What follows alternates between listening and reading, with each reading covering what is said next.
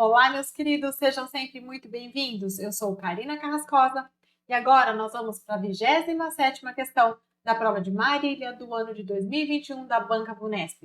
É uma questão que vai falar sobre o mecanismo de ação dos anestésicos locais. Vem comigo!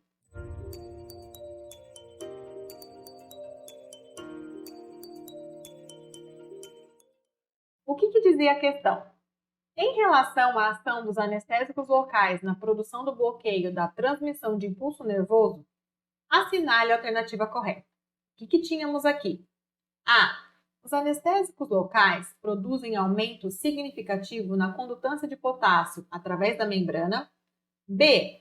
O bloqueio nervoso produzido por anestésicos locais é denominado bloqueio nervoso despolarizante.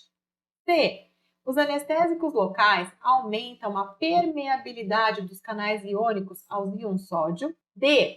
O único local em que as moléculas do anestésico local têm acesso à membrana nervosa em nervos mielinizados é nos nodos de Ranvier. E E. Os anestésicos locais, aminas terciárias, aumentam o fluxo de sódio durante a condução nervosa por ligação a um receptor de superfície externa. Meus queridos, já deixa o seu like, se inscreve no canal e vamos descomplicar essa questão. E acompanhe nesse esquema. Imaginem que isso aqui é uma fibra nervosa, um axônio. Aqui a gente tem a membrana, ali o líquido extracelular e aqui dentro o axoplasma. Em verde seria um canal de sódio. Numa situação de repouso, dentro é negativo e fora é positivo. E quando a gente fala dos principais íons envolvidos no processo de propagação do impulso nervoso e depois do mecanismo de ação dos anestésicos locais, a gente tem o sódio e a gente tem o potássio. Numa situação de repouso, a gente tem muito potássio dentro da célula e muito sódio fora da célula. Por que isso acontece? Eu vou te explicar. Tem 3 fatores que interferem no fato de ter muito potássio dentro e muito sódio fora.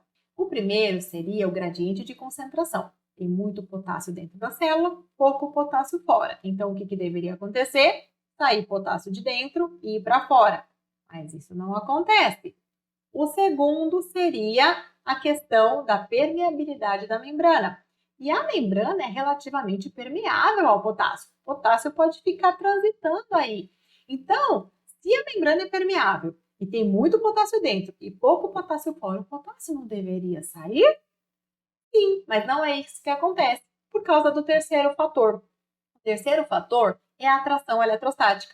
Como o ambiente interno é muito negativo, atrai o potássio que é positivo, ele fica dentro da célula. Peraí, Karina, mas por que não atrai o sódio? O sódio também é positivo, dentro está negativo. Não deveria vir sódio para dentro da célula? Já que tem muito sódio lá fora e menos sódio dentro, pelo gradiente de concentração, deveria entrar sódio, não é? Mas espera aí, lembra do segundo fator que eu falei para vocês, que é a permeabilidade da membrana?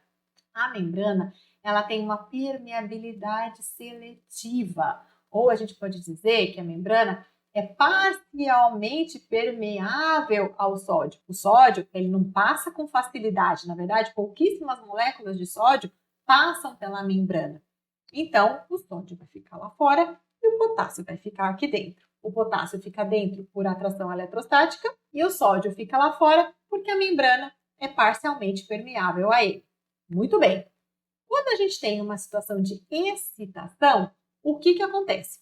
Ocorre uma alteração na conformação das proteínas desse canal de sódio e isso leva a uma abertura desse canal de sódio. Então, se tem muito sódio lá fora e dentro está negativo e o canal está aberto, o que vai acontecer?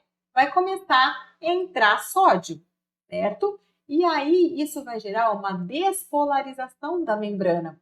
Entra muito sódio, dentro vai ficar positivo e fora vai ficar negativo. E esse processo vai continuar, vai ocorrer um aumento da entrada de sódio, gerando a propagação do impulso nervoso. Muito bem, a gente viu o que acontecia com o axônio quando ele estava no estado de repouso, depois teve excitação, abriu o canal de sódio, entrou sódio, meio interno ficou positivo, externo ficou negativo, despolarizou a membrana, propagação do impulso nervoso. Agora a gente precisa entender a repolarização. Na repolarização, vai ocorrer novamente o fechamento dos canais de sódio, impedindo o influxo de sódio para dentro da célula. E como lá dentro estava muito positivo, fora negativo, a membrana é muito permeável ao potássio e tinha muito potássio lá dentro da célula, o que vai acontecer? Vai acontecer a saída de potássio. Então, a repolarização, a gente tem que lembrar que é marcada pela saída de potássio e não vai mais entrar sódio dentro da célula. Então, só para fechar uma linha de raciocínio, eu não vou entrar muito nesse assunto, mas só para esclarecer, talvez uma dúvida que deve estar surgindo aí, Karina, o que eu faço com esse monte de sódio que está dentro da célula e com esse monte de potássio que está fora da célula? Como que a gente volta para o estado de repouso? Como? Lembra da bomba de sódio e potássio? Vagamente?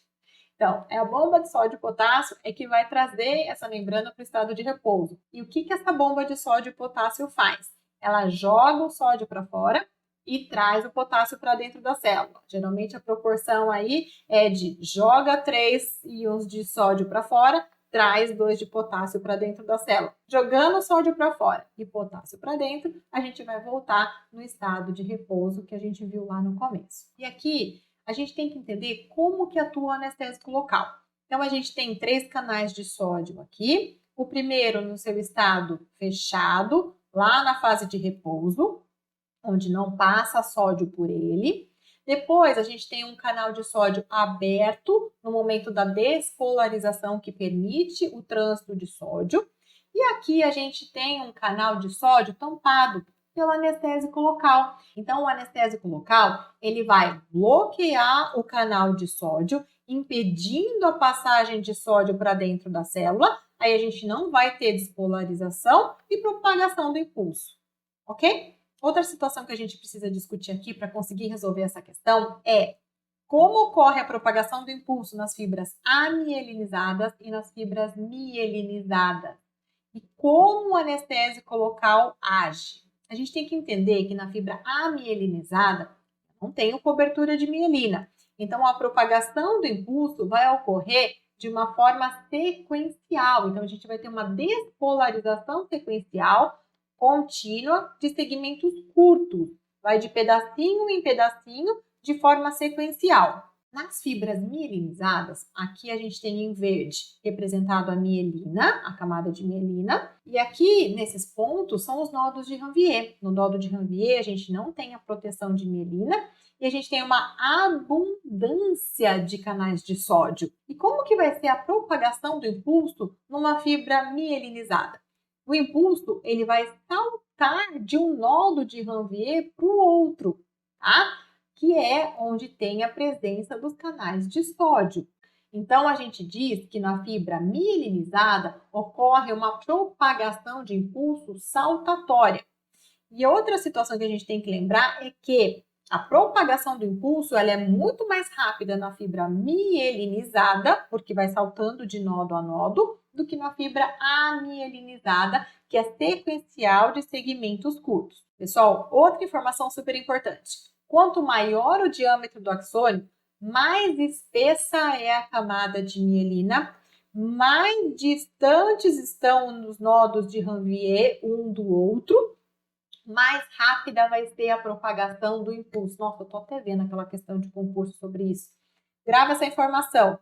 Quanto maior o diâmetro do axônio, mais rápida vai ser a propagação do impulso, porque os nodos de Ranvier, eles ficam mais distantes. Então, imaginem que a gente tem uma quantidade de anestésico local chegando perto desse axônio. Se o anestésico local bloquear apenas um nodo de Ranvier, o que acontece com o impulso? O impulso consegue pular de um nodo de Ranvier para o outro. Então, a literatura vai falar para a gente que, para que a gente tenha uma anestesia eficaz, esse anestésico local ele tem que abranger, ele tem que cobrir de 2 a 3 nodos de Ranvier. Malamed chega a colocar que tem que cobrir de 8 a 10 milímetros de extensão desse axônio. Voltamos para a nossa questão, pessoal, lá na alternativa A. Os anestésicos locais produzem aumento significativo na condutância de potássio através da membrana. Tá errado, pessoal. Malamed vai dizer para a gente que os anestésicos locais eles produzem uma diminuição discreta da condutância de potássio, que chega a ser até insignificante, tá? Então, essa alternativa está incorreta. Na alternativa B, o bloqueio nervoso produzido por anestésicos locais é denominado bloqueio nervoso despolarizante? Não, pessoal, quando a gente tem despolarização, lembra? A gente tem propagação do impulso nervoso. O bloqueio nervoso provocado pelo anestésico local é não despolarizante. Ele vai bloquear o canal de sódio, vai impedir a entrada de sódio para dentro da célula, impedindo a despolarização e a consequente propagação do impulso nervoso. Alternativa C. Os anestésicos locais aumentam a permeabilidade dos canais iônicos aos íons sódio. O que ele quer dizer aí? Que o anestésico local permitiria uma maior passagem de sódio pelo canal de sódio? Não, né? O anestésico local ele bloqueia a passagem de sódio, ele impede a entrada de sódio pelo canal. Então, está incorreta. Ele diminui a permeabilidade dos canais iônicos aos íons sódio. Alternativa E, vamos lá para baixo. Os anestésicos locais, aminas terciárias, aumentam o influxo de sódio durante a condução nervosa? Não, pessoal. Ele diminui o influxo de sódio, porque ele bloqueia o canal de sódio. E aí a gente chega na nossa alternativa correta, alternativa D, que diz que o único local em que as moléculas do anestésico local têm acesso à membrana nervosa em nervos mielinizados é nos nodos de Ranvier.